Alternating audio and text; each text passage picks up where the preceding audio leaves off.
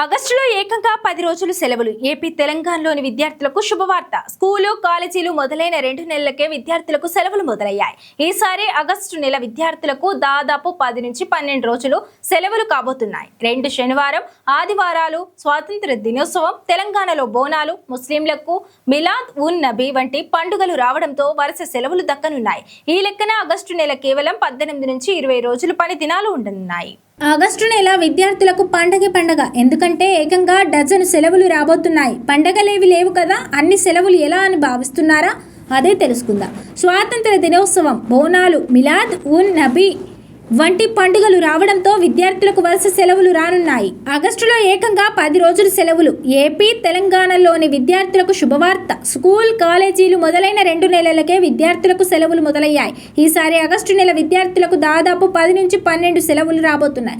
2వ శనివారం ఆదివారాలు స్వాతంత్ర దినోత్సవం, తెలంగాణలో బోనాలు, ముస్లింలకు మిలాద్ ఉన్ నబీ వంటి పండుగలు రావడంతో వరుస సెలవులు దక్కనున్నాయి. ఈ లెక్కన ఆగస్టు నెల కేవలం 18 నుంచి 20 రోజులు పని దినాలు ఉండనున్నాయి.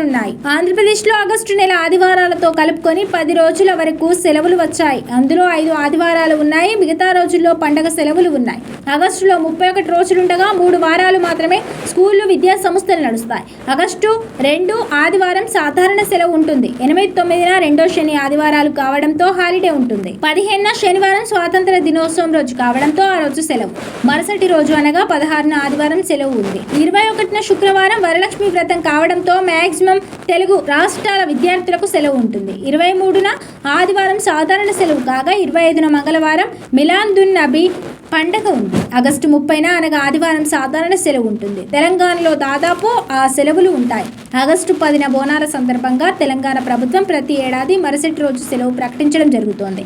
ఈ సెలవు కేవలం తెలంగాణ వారికి మాత్రమే.